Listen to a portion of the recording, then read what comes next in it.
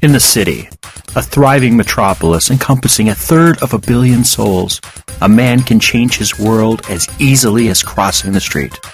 It is a place of 1,000,000 cultures, the world in microcosm. For some, it is their last hope for survival. For others, it is their playground. And for others yet, it is their hunting ground.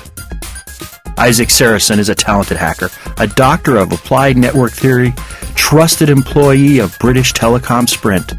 He lived in a world which 90% of his fellow citizens can only imagine. And he has a problem. His health is failing. His job is on the line. His world is crumbling around him. He wants out. And the street is his only escape. What happens when the life you dreamed of is killing you? What do you do when you find yourself hijacked? Colbyjack.net is proud to present Firmware, Hijacked, written and performed by R.L. Ferguson.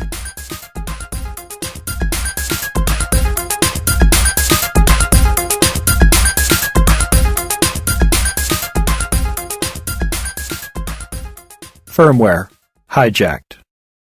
Episode 10. 16. The Red Line Express station was right where Nona said it would be. The entrance filled the ground floor of a dingy apartment building, not much different from the buildings hanging on either side. I bought an evening all-trains pass from a vending machine before the anti-bypass revolving door. I passed down onto the platform and waited. Remember what Masood said about me being followed. I wondered which of my fellow travelers were my escort. Could it be the old man in the Moskova cleaner's uniform? Or was it the young woman in the maid's uniform? Or maybe the trio of girls in light reactive furs dancing together to music only they could hear? I never really got into spy movies. Usually the powers they attributed to computers and surveillance made me laugh, but tonight I wish I paid more attention to them. Could BTS access the video feeds for all the train stations? I knew they had the bandwidth for it, but did they have the systems in place to handle such a deluge of data? If they didn't, do they have connections with City Center or One Police Plaza? They certainly did. City government's primary product was graft. Just had to read the papers, follow the feeds, watch the documentaries available wherever firewall security was weak to see that nothing was rarer in the city than an unbought politician. The express arrived with a screech and a rumble. The platform was crowded, everyone focusing on the doors of the train. I glanced around the platform. I saw at least 3 sets of eyes watching me. I boarded the train and found my seat. One of the sets of eyes took a seat on the far end of the train. A muscular man in a Russian army trench coat and a dark, wide-brimmed hat. He pretended not to watch me. The express lurched ahead. At the South Roanoke Park station, I got up and moved closer to my tail. 5 kids in glowing clown makeup got on the train. A busker moved through the car as the kids performed acrobatics and contortionist acts at the far end of the car. The busker came to me. "I'm broke, son," I said, "but my friend back there will be happy to help you." I pointed at my tail. My tail glowered at me. I motioned for him to pay the man. He relented and dropped a couple jewels into the can. At Aquaterra, the clowns got off. While people shifted off the train, I moved to sit beside my tail. He looked very uncomfortable. "I'm Ishmael, and you are—" I extended my hand. He reluctantly shook it. "I'm Dmitri." "How many friends are traveling with you tonight, Dmitri?" The train, full again, roared away from the station. Dmitri waited for the sound of the rails to build to a roar before speaking. "There are 4 of us close to you. A dozen more trail us by 5 minutes." "I must thank Leo for the care he's showing for my safety. What are your orders?" Dmitri tensed when I said Leo's name. "Follow, observe, and make sure you return to Little Russia." Good. I shall assume you can contact your boss. I need you to send a message. You can do that?" Dmitri nodded. "Tell your boss I need a new apartment. I paid for my apartment last night with my card. That was not a good decision. Would you agree?" Dmitri nodded. "It would be easier on me and my friends if we knew what you were doing." I looked out the window as a tunnel shrugged past.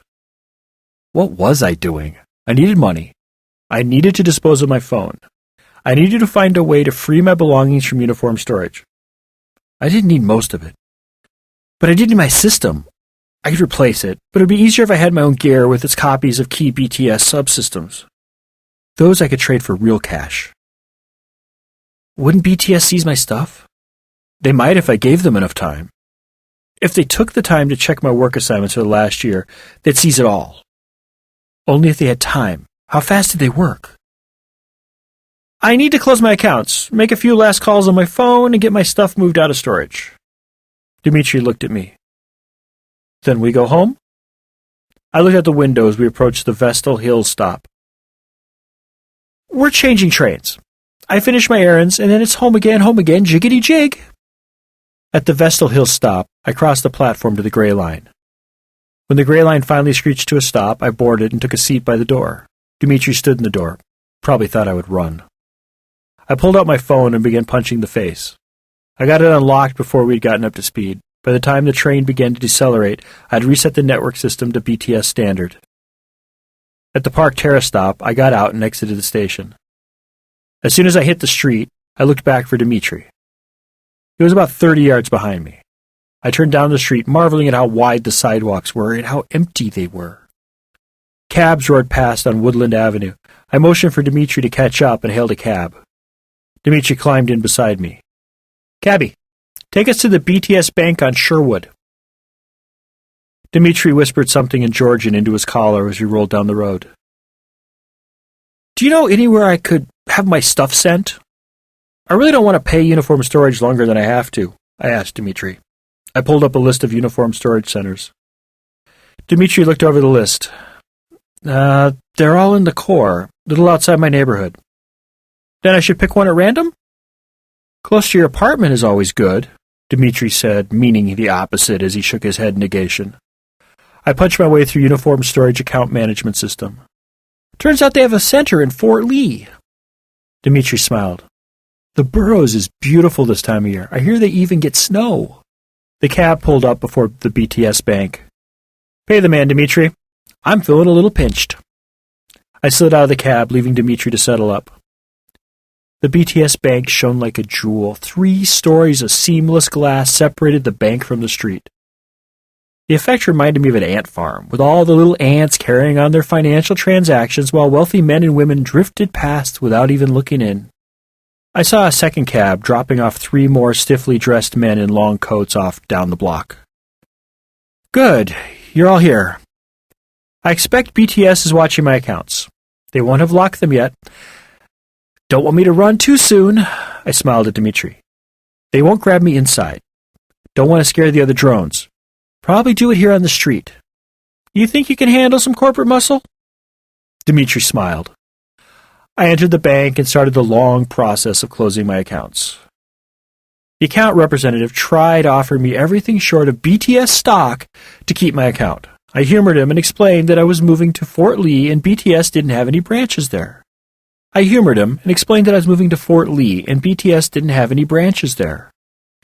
He gave up and left me to get my cash. I used my time to wipe my phone after I recovered my data card. I glanced out the window, down onto the street.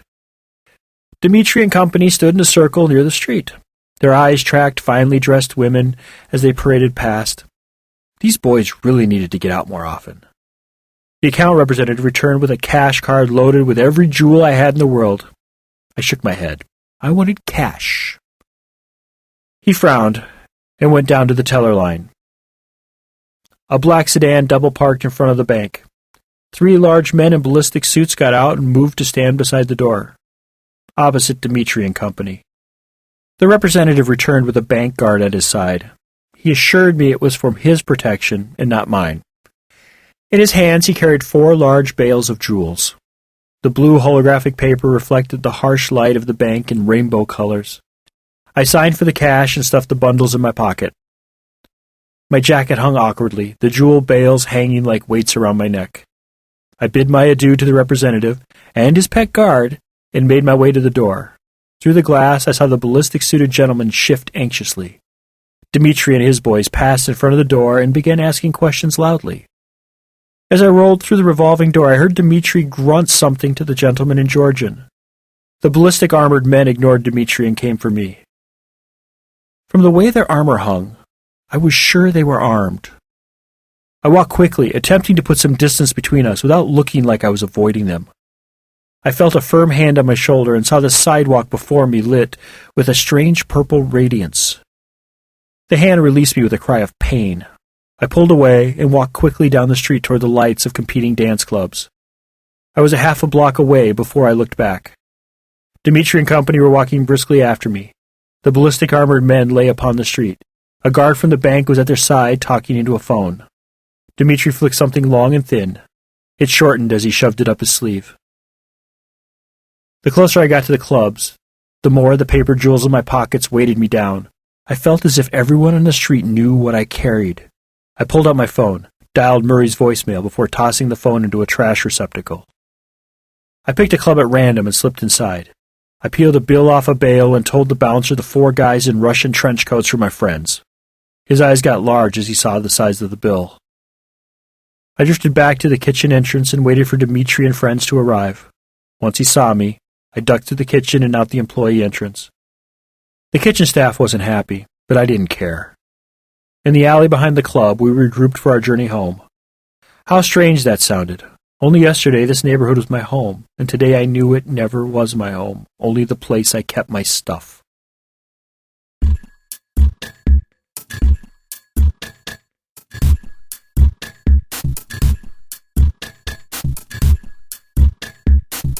This work is released under Creative Commons Attribution, Non-Commercial, Share-alike license.